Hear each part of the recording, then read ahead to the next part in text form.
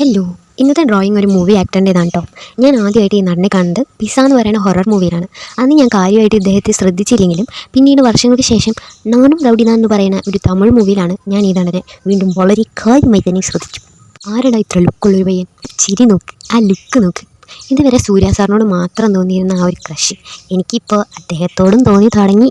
പിന്നീട് അദ്ദേഹത്തിനെ കൂടുതൽ അറിഞ്ഞപ്പോഴാണ് ആളൊരു നടൻ എന്നതിലപ്പുറം ഒരു നല്ലൊരു മനുഷ്യനാണ് എന്ന് മനസ്സിലായി. എന്തെന്നില്ലാത്തൊരു റെസ്പെക്റ്റൊക്കെ അദ്ദേഹത്തിനോട് തോന്നി തുടങ്ങി.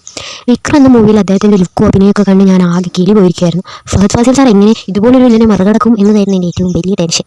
ബട്ട് വിക്രം മൂവിയിൽ ഒരു സെക്കൻഡ് പാർട്ട് ഉണ്ടെങ്കിൽ അതിൽ ഇനി വിജയ് സേതുപതി സാർ ഉണ്ടാവില്ലല്ലോ എന്നതാണ് എൻ്റെ വലിയൊരു വിഷമം. പക്ഷേ കുഴപ്പമില്ല, റോളക്സും കൈദിയും മിക്സപ്പ് ചെയ്ത് ഒരു വേർഷൻ ഇറങ്ങുമെന്നുള്ള ഒരു പ്രതീക്ഷയിലാണ് ഞാനിപ്പോൾ ഇരിക്കുന്നത്. ഇന്നത്തെ ഡ്രോയിങ് നിങ്ങൾക്ക് ഇഷ്ടപ്പെട്ടാൽ വീഡിയോ ലൈക്ക് ചെയ്യാൻ മറക്കല്ലേ. അതുപോലെ നിങ്ങൾക്ക് വിജയ് സേതുപതി സാർ അഭിനയിച്ച ഏത് ക്യാരക്ടറാണ് നിങ്ങളുടെ ഫേവറേറ്റ് എന്നും നിങ്ങൾ കമൻറ്റിൽ പറയണേ. ഇനി പുതിയൊരു വീഡിയോ വരുന്നവരെ ബൈ ബൈ.